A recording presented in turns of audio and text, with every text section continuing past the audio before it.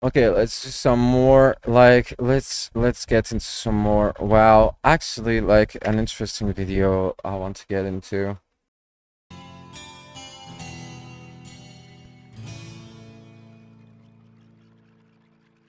Most memorable moments in WoW episode 2. I actually watched the first one. It was really fun. Mm. I was able to say I was there for some of them, not a lot of them though. But like, yeah, let's check it out. Hey guys, what's up? Mad Season here, back with another video for you. Not too long ago, I made a video detailing some of the more memorable moments over the World of Warcraft's 13-year run so far. So, I thought it was about time for part 2. Expansion releases are always big in the game, and in part 1 I mentioned the Cataclysm and its many changes, but I think the Burning Crusade release deserves to be on the list just as much. First expansions are always big moments in any MMO really. So, rewind all the way back to 2007.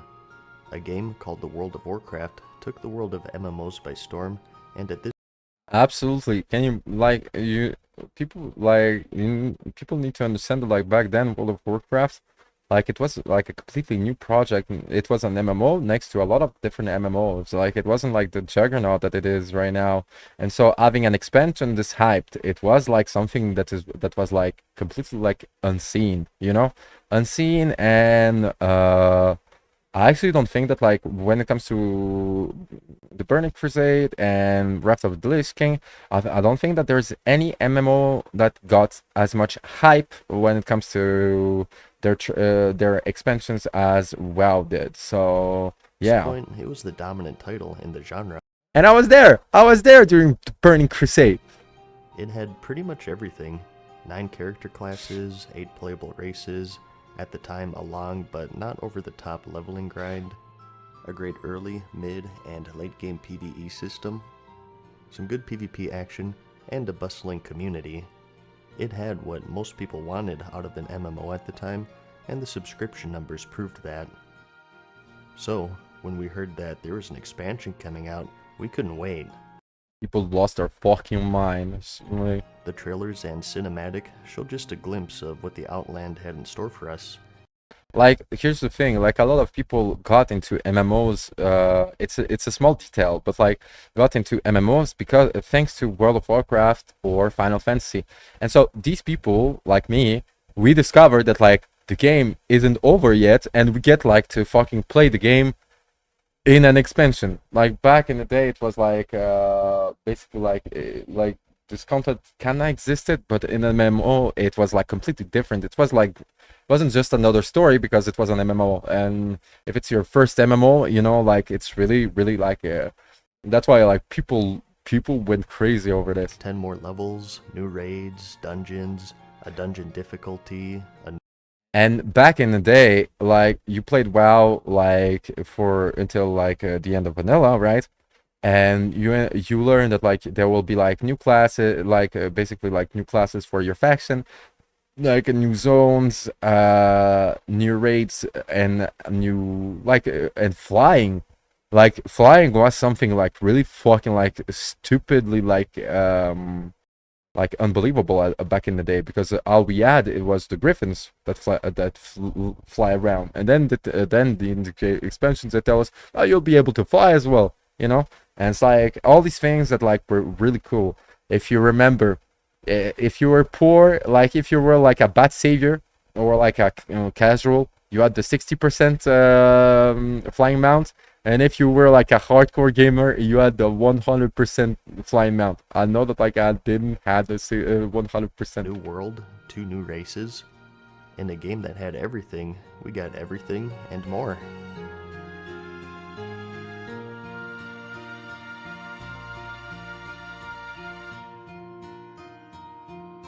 In the days before the release on January 15th, 2007, people gathered around the Dark Portal. They bought themselves food, potions, read up on the first zone, which was the Hellfire Peninsula, planned their leveling route. They also farmed a bit of gold and got their professions maxed. Contrary to what Illidan said, we were prepared. And we also got a cool little pre-expansion event called the Dark Portal Opens. Allow me to read you the official Like, look at the fucking like font that they use. announcement. Azeroth is under attack. Horrific creatures are swarming from a suddenly active dark portal and have rampaged into the Blasted Lands. Defenders from the Netherguard Keep have scrambled to meet the enemy head-on. However, even with the assistance of reinforcements from the ever-vigilant Argent Dawn, the forces of Azeroth need your help. Not much is known of the invasion at this early stage, but early reports from the battlefront describe wave after wave of demonic attackers charging from the Dark Portal. It is also reported that Lord Kha'Zix was seen departing through the Dark Portal. In his stead, he's left his minion, High Lord Krull, to sow fear and confusion among the defenders, and to stop people from complaining that there's one less world boss. Accompanied by a host of infernals, Krull has been seen near a number of major cities in Azeroth, along with the following outdoor areas. Not even the elite forces of the Argent Dawn have dared attack Krull directly.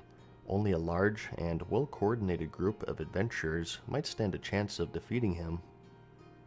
At the Dark Portal itself, demons were pouring out and setting foot onto Azeroth, and if you took part in holding them back, you got yourself a nifty tabard called the Tabard of the Protector, which does a cool little Holy Nova effect when you use it. At the climax of the event, the Dark Portal I have this fucking tabard. officially opened, and we begun our invasion of the Outland. Adventurers poured into the Hellfire Peninsula and started farming boars. Okay, we did more than that, but I wanted to talk more about the release of the expansion rather than the expansion itself. I already did a 1-hour video about that. But a memorable event for a memorable expansion. One very special thing you may have noticed I haven't mentioned yet though is flying, which is number 2 on our list. Throughout the original release of the game, or vanilla as it's called, one of the biggest demands you would always see is that we want flying mounts. Flight masters send us away on griffins, why can't we fly ourselves? Well, our wishes came true in the Burning Crusade expansion because we could train flying mounts at level 70. No longer were you anchored to the ground and fighting against the daze mechanic. You took the way of R. Kelly, except without the urine, and touched the skies. And not just on griffins or wyverns, if you leveled up the Netherwing faction, you could even fly on giant drakes. Everyone wanted a dragon mount, and this was the closest that we got to back then. So, this The arena got released as well. I think it was released as well. And the arena mounts, like the PvP mounts, were the fucking like coolest back in the was a huge moment in the game's history, and it would ignite a 10-year debate that's just as active today as it was back then. Is flying good or bad for the game? It's convenient, it makes the world seem too small, it makes farming easier, it ruins world PvP. These points and counterpoints would be argued from then until now. I think that like the decision, from my perspective, the decision has been taken, and you need to live with it. Like when it comes to game design and stuff, like the developers choose to fucking design flying and design like the whole game. You need to design the whole game, the whole map for flying afterwards. Well, it is like the debate, at least to my opinion, is just like the decision has been done and you need to live with it. It's kind of like, you know, you choose your main, and that's what you choose, and and people need to and you need to accept it. I think that like they did a really good work, but yeah, I don't know, because since in the war within you get to fly all the time. I don't know, because like there was like the Pathfinder and stuff where like you cannot like fly and stuff. I missed this expansion, so I don't know. And probably until the game eventually ends. Blizzard themselves even switched sides multiple times, as evidenced with the Warlords of Draenor expansion, where their answer initially was a firm no to flying. It was only after several months of angry posts that they changed their minds and released it with the Draenor Pathfinder achievement, which finally unlocked flying in Draenor. and this Pathfinder achievement would later be emulated with the Legion expansion, and onwards it seems. A controversial, but memorable moment. Throughout the game's history, players have always found ways to make their own fun, even at the expense of others. A good example of this is none other than Kha'Zix and his reigns of terror upon Stormwind City. Kha'Zix was a world boss located in the far south of the Eastern Kingdom's continent in the Blasted Land zone. He had two key abilities that made him especially dangerous: a Shadow Bolt volley that shoots out long-range Shadow Bolts to any enemy within range, and the effect that anyone killed by Kha'Zix heals him for a large amount of health. Also, after a certain period of time, he enrages and machine guns out these Shadow Bolts quickly. And these world bosses were basically untouched, except for like some guilds for the whole expansion. Can you believe that? Like, it was basically content that was like useful because there were drops, but no one fucking did it because like no one was informed enough back in the day or cared enough. Like, it's kind of like the dragon in Duskwood, where it's like this dragon drops epic drops, but like no one fucking did it because like no one really fucking knew. It was kind of like this obscure zone where basically it was kind of like a raid boss that was similar to Onyxia, you know? Killing anyone within range. Since there was competition for these world bosses, often guilds would sabotage each other by intentionally dying during another guild's attempt, and thus healing Kha'Zix. Your own strength feeds me. Oh my god! Wow.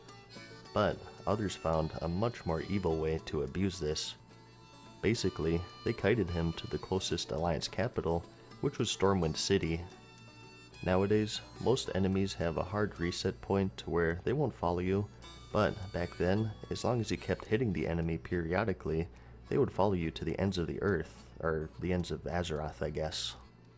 So, people dragged him all the way from the Blasted Lands to the Elwyn Forest into Stormwind City, and it was a bloodbath. Kha'Zix was definitely rank 14 back then because he racked up the kills. NPCs, high level, low level players, it didn't matter. If you were anywhere near him, his heat-seeking Shadow Bolts would get you. They even went through walls. So, as you would imagine, as soon as this happened on the first server and word spread, everyone started pulling him to Stormwind on every single server. And it was only after GM intervention would his rampage This is such a fucking gamer moment. end. There were a lot of laughs, a lot of anger, Legendary gamers that fucking found a way to fucking make the world worse for everyone in a fun way. and it's the most memorable griefing moment that I recall.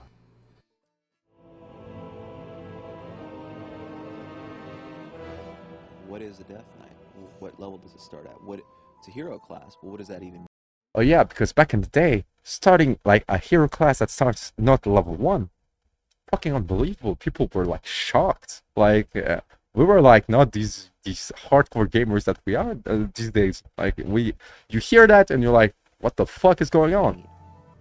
We went over our first expansion earlier, so why not our first class?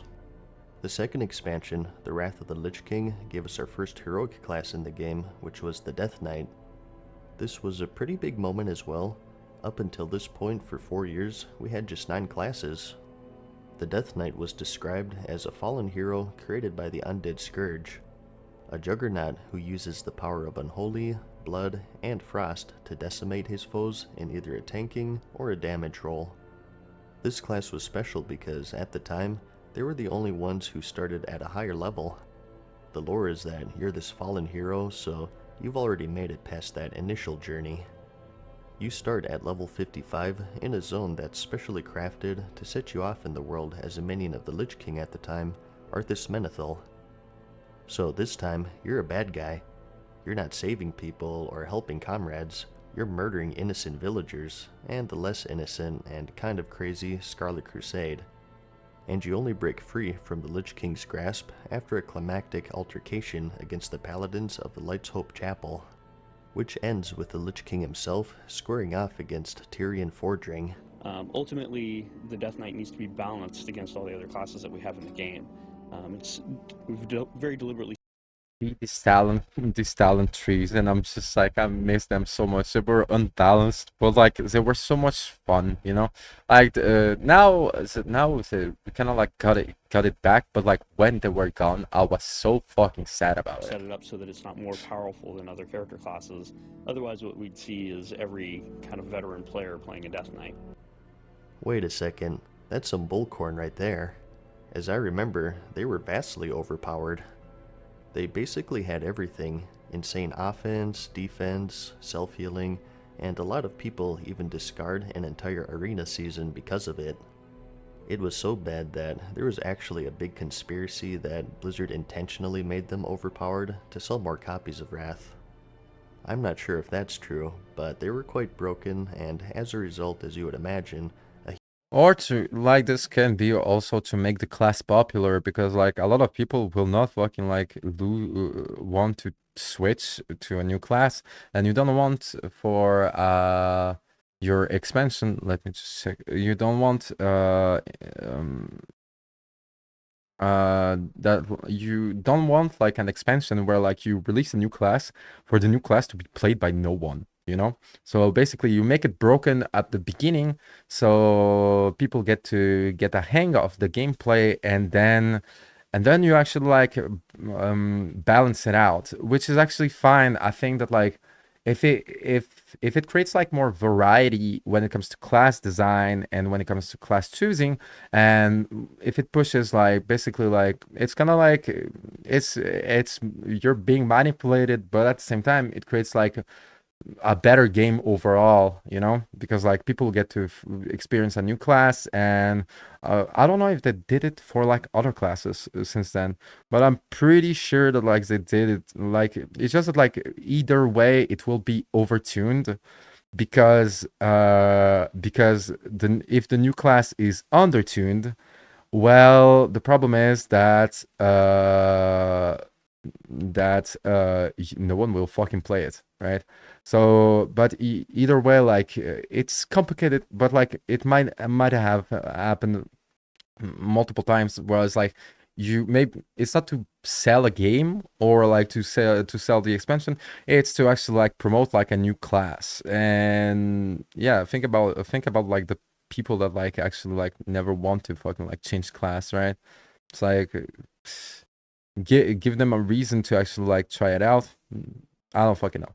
Like a huge amount of people played them. A funny side effect is that since they were level maybe I'm wrong. Maybe I'm wrong about this. 58 when they left their intro, 90% of that bracket of Altruic Valley on both sides consisted of Death Knights. So if you were in the battleground, you would be death gripped into a death grip into a death grip. It was rough. You would be jerked off of capture points, jerked off of ledges, lots of jerking off for sure. They made quite the epic entrance in an epic expansion. This next one I talked about in my most famous and infamous player series, but I think it fits here too. World First races are always pretty intense and can sometimes have controversies tied to them. A memorable one also tied to Wrath is the Serenite bomb glitch that was used on the World First 25-man Lich I heard about this. King kill. On February 2nd, 2010, the guild Insidia I think it's like it's so during the fight with the Lich King, it's parts of like the fighting, like part of the arena where like you fight him, like the zone where you fight him, gets destroyed, and the Saronite glitch basically makes the zone like not destroyed and basically breaks the fight, because since like the fighting zone is the area where you fight is not like smaller, it makes like the fight really easy, if I remember and the correctly. world first kill for the Lich King, who was the final boss in the final raid for the Wrath expansion, the Ice Crown Citadel. Not too long after though, some controversy was sparked as the raiders who participated in the kill received a 72-hour ban for, quote, the abuse of in-game mechanics or glitches with the intent to exploit or cheat. Their loot and achievements were also removed and they lost their world first. So, what happened? Basically, there was an item called the Serenite Bomb that engineers used in this expansion. Every profession had their perk, but for high-end raiders, you wanted to max everything out to squeeze out as much damage as possible, and Engineer was quite good because of these bombs, and DPSers would include them in their rotation. However, for the Lich King fight, they had an unintentional side effect. During the encounter, the platform surrounding you normally starts to fall apart as the fight progresses, but these bombs somehow glitched things out and prevented. And basically, like, so what happens is that, like, Valkyries would actually, like, take players. So you see the zone here, right?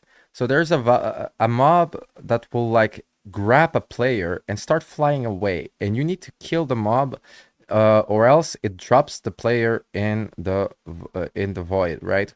But basically, like, when the zone is destroyed, well, basically you have like way less time to DPS the Valkyrie, so she can drop him here instead of here, right? And what happened is that, like, if you don't have this mechanic, well, basically it makes the fight easier. These platforms from falling, thus giving the raiders more room to maneuver and making the fight easier. So, Insidia were of course using these bombs like they normally do, and claimed that they had no idea that they were glitching out the fight. Nevertheless, Blizzard said that they watched the fight and concluded that they were intentionally exploiting and handed out the suspensions. Insidia defended themselves, saying that it's Blizzard's fault for releasing a glitchy fight, that it was just normal mode so they had no need to exploit it anyways, and even that one of the GMs who handed out the suspensions had a history with one of the members of Insidia from another MMO, EverQuest, and was therefore biased and subjective, and looking for a reason to suspend him and his guild. But Blizzard held their ground, and the suspensions stuck. So, was the ban justified? Was it out of line? Personally, my opinion is that it's normal, so who cares, but still, definitely one of the most controversial moments in the raiding scene at least. The last moment for this episode I want to mention. How small the world can be, where like you talk to a GM and your guild actually know what the fuck it is from another game. Like, what the fuck? Is one on a more personal level. I mentioned flying mounts earlier, but another memorable moment for a lot of us is our first ground mount. This is more substantial for those who played back in vanilla, I think, simply because the mounts were much harder to get. For starters, the leveling was of course way harder, and your first mount was at level 40 as opposed to 20 like how it is now, and it was also really expensive. Not counting any it was like 100 gold and then 1,000 gold. Basically, like, yeah, like to recognize like hardcore players during vanilla and the Burning Crusade, you just had to fucking like check their mount. Like people that were playing like way more than they should usually add their fucking like 100% mount, or like 260% mount. While like normal players is like, yeah, bro, like 1,000 gold back in the vanilla, it was something difficult to fucking achieve. Like, and the same goes with 5,000 gold in the Burning Crusade, especially when like you're young, you don't know how to fucking deal with like this stuff, and you're not a good saver, you know. Like, reputation discounts, the mount and the training was 100 gold total, and that was nothing to sneeze at back then. If you didn't save up and use the auction house regularly on your journey to level 40, you weren't going to have enough to get your mount. I wouldn't say that it was rare to actually have enough for the mount at 40, but it was definitely uncommon. And that's because the quests and the gold that you got from mobs just simply wasn't.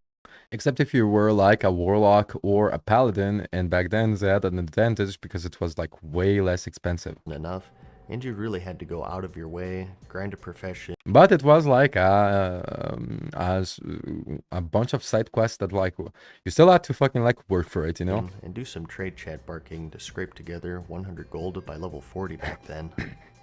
But when you finally did manage it, you were on top of the world. For 40 levels, you've been slowly meandering your way around this massive world, all the while seeing other, higher level players blaze past you on their own mounts. One day, you thought to yourself as you continued questing along on foot, I remember the first time I got mine was on a paladin. Paladins and warlocks had it pretty easy back then because they got their mounts as spells, which cost just a gold or two to train as I recall. So they basically got a freebie. When I got mine, I did a few laps around the Ring of Ironforge in celebration, zooming past the filthy mountless peasants that I was one of just moments ago. It was good to be a paladin, and it was good to have a mount, even if it was just a 60% boost. The level 60 version was a whole other story. This one was 1000 gold total, and this was rare to see for quite a while. Heck, with repair bills, the cost of food, spell training, and so on, it was rare for people to have 100 gold at level 60. So, to get the 100% speed mount, you had to do some serious grinding. That too was quite the feat though. I'd wager that the 60% speed mount is more memorable though, because just the idea of no longer having to walk everywhere was bigger than having a faster mount, to me at least. Anyways, that's all I got for you for this episode. Those are some more of World of Warcraft's most memorable moments. I hope you found the video interesting or entertaining. Yeah, subscribe to Matt Season Show if you didn't. This dude is the legend. So yeah.